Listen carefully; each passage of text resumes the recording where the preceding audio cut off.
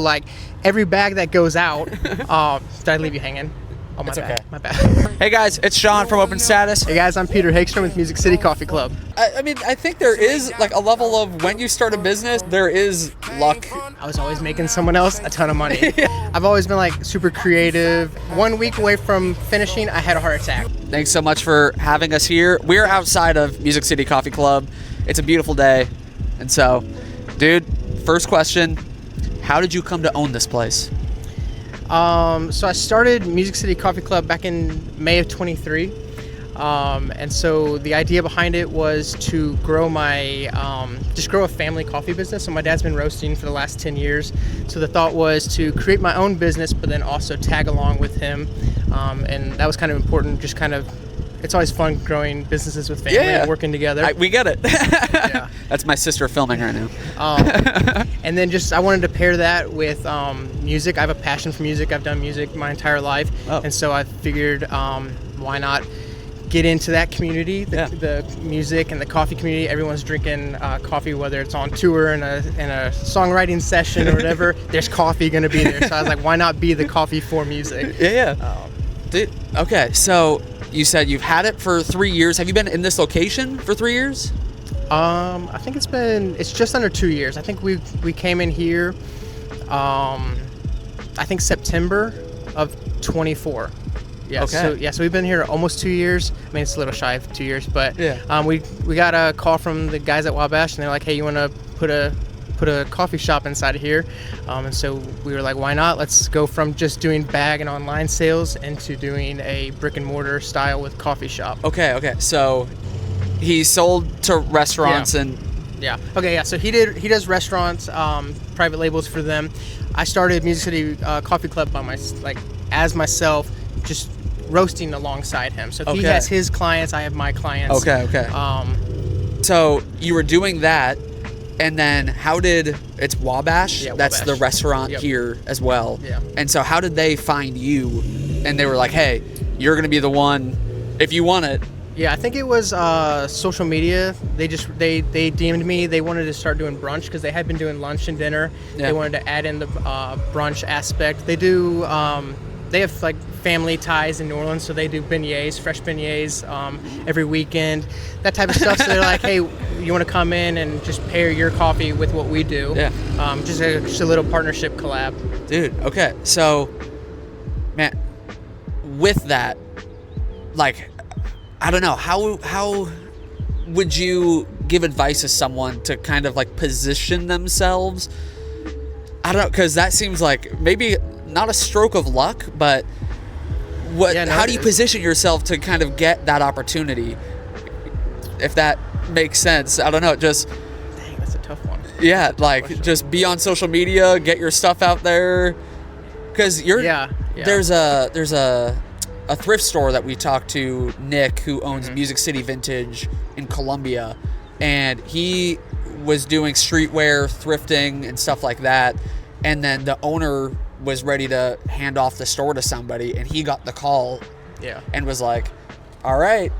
So I don't know, I think it's just like, not luck sounds crazy, but I think it's just kind of using social media your best to just keep pushing and hope it reaches the right person, and just maybe we'll connect and strike a chord with someone and want to do a partnership like that. So, yeah. But I mean, I think there is like a level of when you start a business, there is luck involved. Like you do got to get lucky, because there are so many, I'm sure there are so many coffee roasters in this area that are doing probably very similar stuff, but like, I don't know, that's awesome. Yeah, it's definitely oversaturated for Middle Tennessee. Dude, coffee is everywhere. I think, and maybe you have insight into this too, but I think Gen Z, Gen Alpha, whatever, they're going away from alcohol.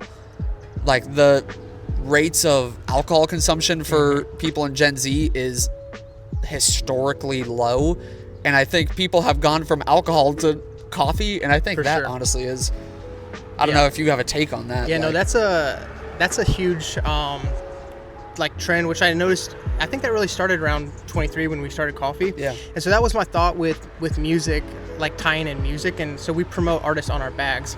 And so the thought was that reaches an entire different clientele. All their fans can connect with what their favorite artist is drinking. Yeah. And so it's away from alcohol, but it is another drink, because people are always drinking something, energy drinks, coffee, alcohol, whatever it is, but that reaches an entire different people. How do you mean you promote like musicians on?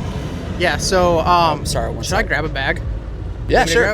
Yeah, I'll just explain it to you, whatever. Yeah. I'll turn around. So how we promote artists with our bags is, so on the back of our bags we have an artist label spot.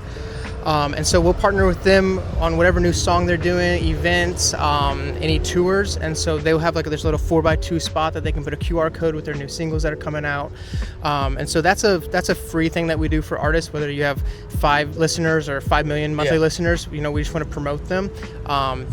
Being the small guy myself, anybody who helps promote like this interview is super helpful, gets to a different group of people. So like every bag that goes out, did I leave you hanging? Oh, my bad. Okay. My bad. My bad. I'm used to it. Yeah. No, don't cut it. Yeah. So every bag that goes out then will have an artist on there. And so whether it's in a retail shop or in people's subscriptions that gets in the mail, it's going to have that. They can discover new artists. So that is going to reach a new group of people. Yeah. And so that's how we use our bags directly. Last month we started doing stickers on the cups as well. On our coffee cups. Scan. Yeah, so people can scan them, and that gets in the hands of more people, because we're putting out more like coffee drinks per day versus bags of coffee.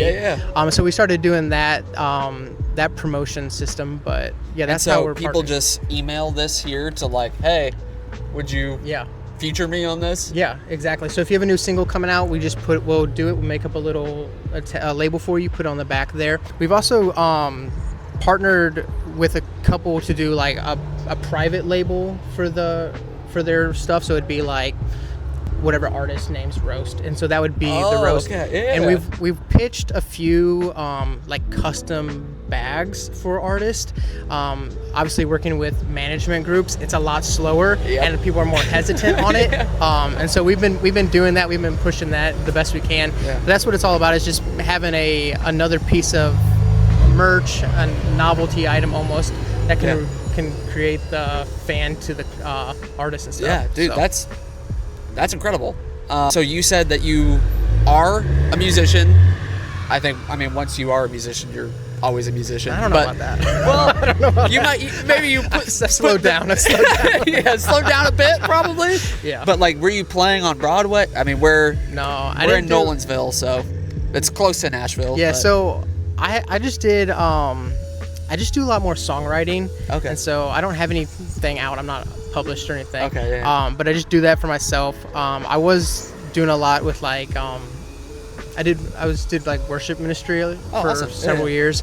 So I was doing that in music, and then the last couple of years I focused on growing the business, and I've had to set the music aside. I've taken that role to just support artists. Yeah. So that's what, as much of the music industry I'm doing right now.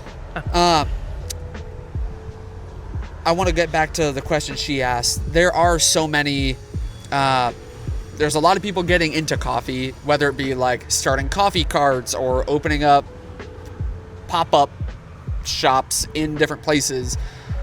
What do you, in your eyes, what sets you apart from the other coffee roasters, the other shops? Obviously this, like, supporting local artists in a city that is so music centric, that is a very clear setting apart.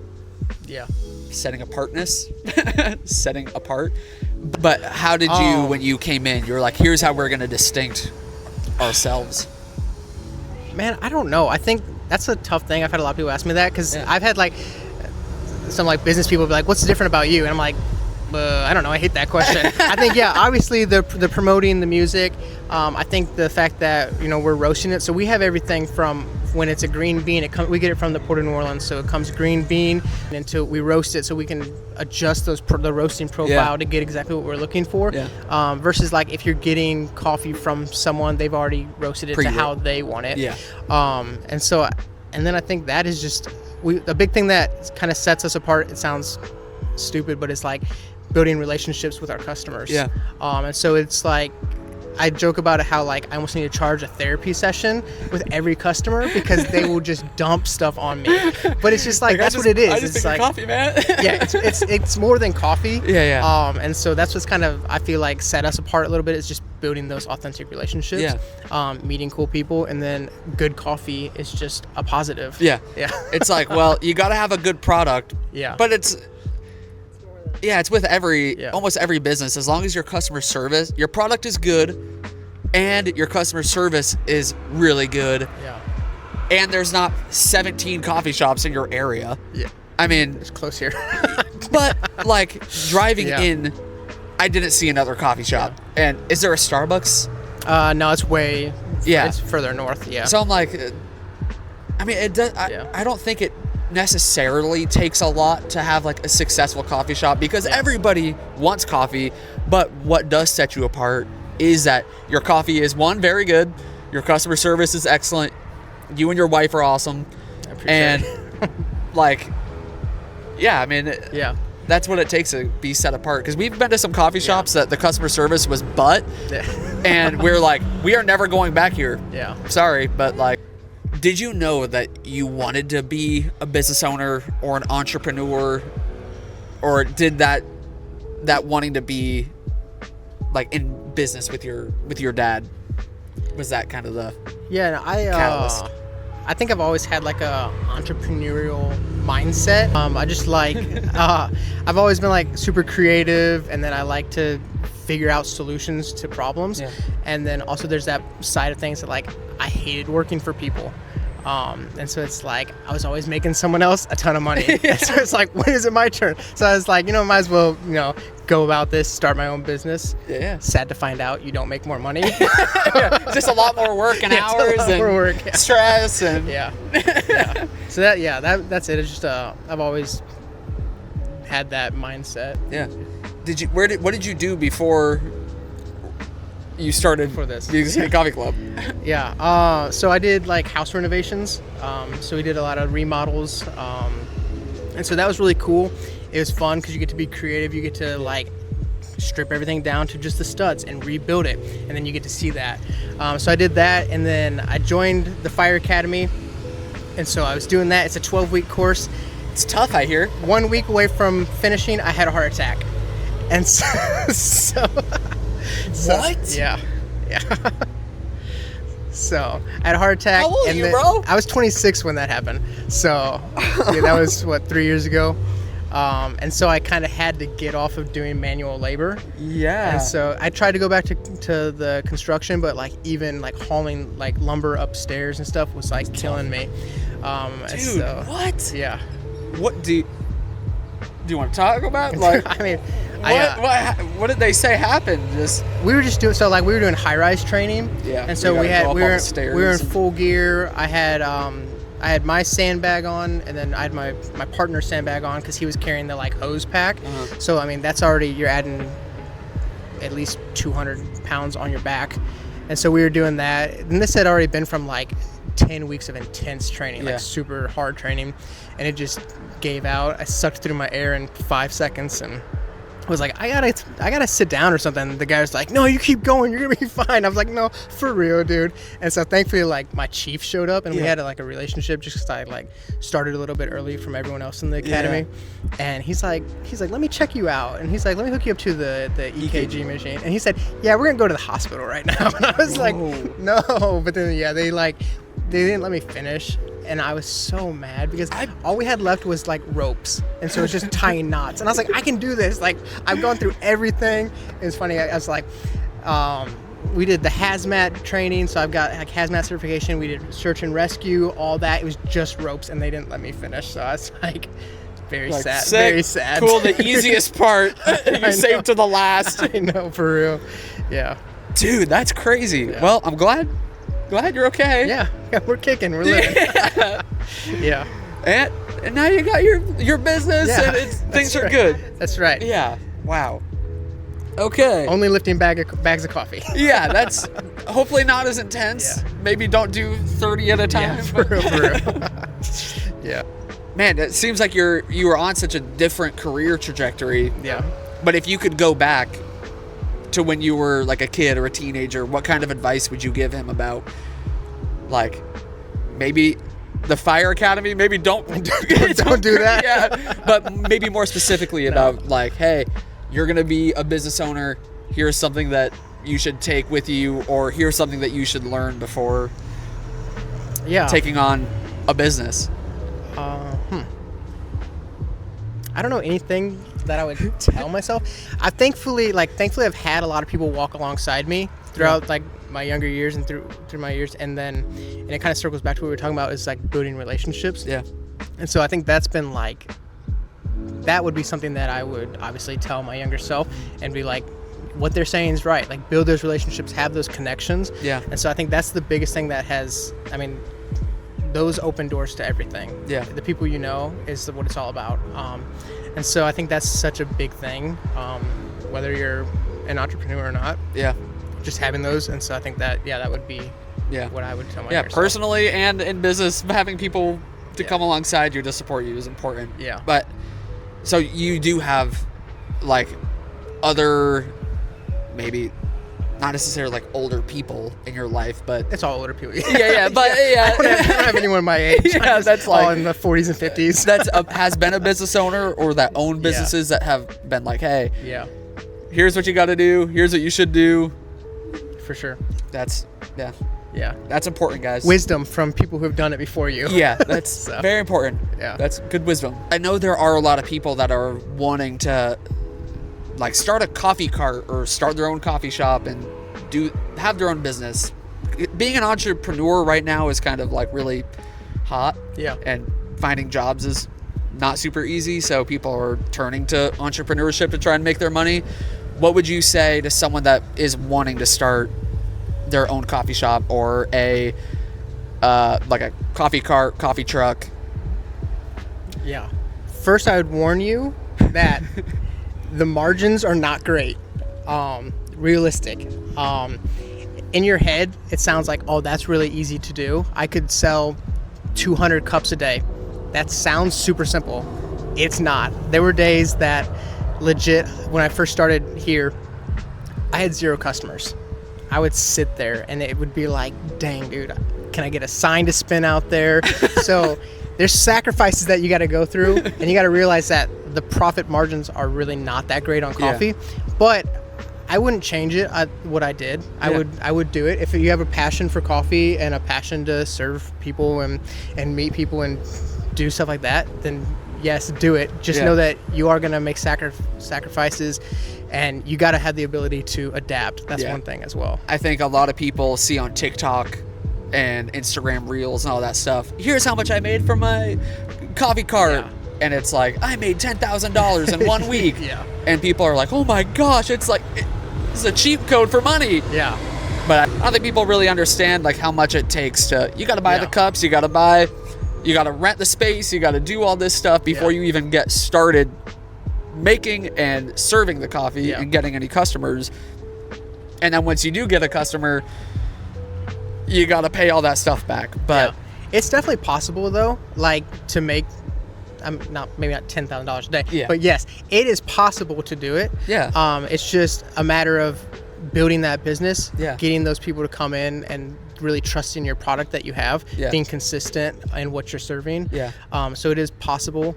Obviously, I would say I'd recommend start small as you can. Like I said, we started out with just bags. Then we came into doing a collab and a partnership here. And then just thinking about getting my own building it's a great thought. But everything behind it, I've looked at spaces. I'm like, nah, I don't really feel like paying $10,000 a month for 500 square feet. Like, I can't do that. Rent is expensive around here. It's bad. So start small, I would say, and just build it slowly and gain that trust from your clients and stuff. That's good. What is something that you're most excited about over the next 6 months to a year for Music City Coffee Club? Yes. Excited about, you'll probably hear it first here. Exclusive. So we're actually rolling out a cart, hoping July 1st we're going to start rolling out a new coffee cart, kind of hit some different spots. partner with some businesses, be there, do some different pop-ups, markets, things like that. Be able to have this space and go other places as well. Meet some more people, kind of grow our brand a little bit. And so excited about that situation. And that's just slow growth. And I know we just said people starting carts, but that's what we're excited about that, doing that. And then some more wholesale stuff that we've been really pushing and getting some more clients. We're kind of going in more of that game. Selling the beans. Yeah, selling the beans. So, yeah. Something that I've noticed about the Nashville area with small businesses that I've never seen anywhere else is how interwoven and interconnected everybody is. Like, I think every place we've gone is like, oh yeah, I know them, and they're coming here to do like a pop-up, and then we're going over there to do a pop-up, and then this person's coming over there, and they're doing a pop-up, and we're doing a collab.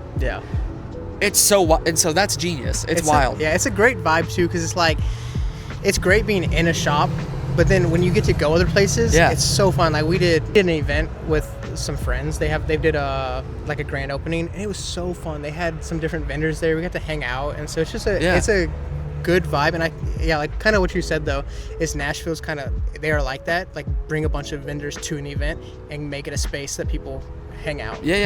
So dude, it's awesome. And so I think for you, that is such a great idea, because you have your space here where you have obviously loyal clients that come in here probably all the time.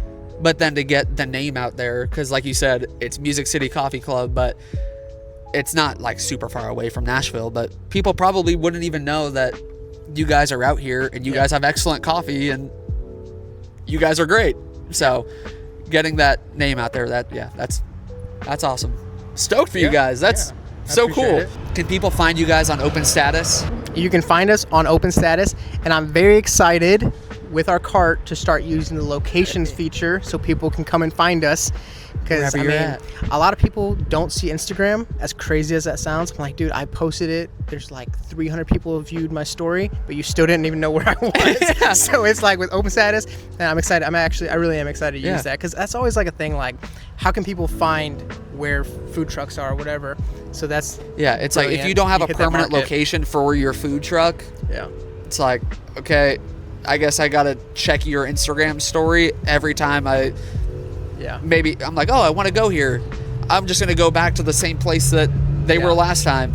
Not there. But dude, thank you. That's awesome. Yeah, I'm super excited for that feature. I've always been like, that needs to be like that. How do you track somebody without having a tracker? So it's a great solution. Without putting a GPS location under their truck. I put an Apple AirTag under you.